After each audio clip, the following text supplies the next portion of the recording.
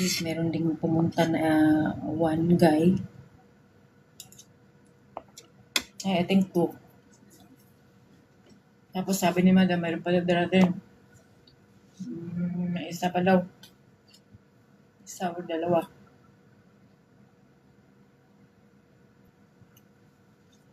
Tapos mamimili na lang siya kung ano alin yung mas medyo mura. Kasi maraming gagawin dyan guys. So maging busy na naman ang load yung pantay ng mga tao dyan.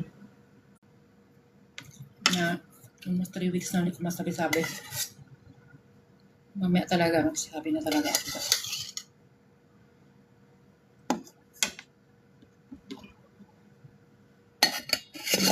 No choice.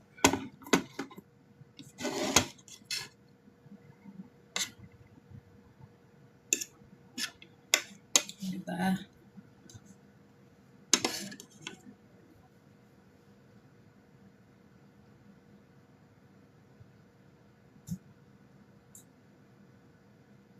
Tapos pag once na pumayag si Madam Agoy,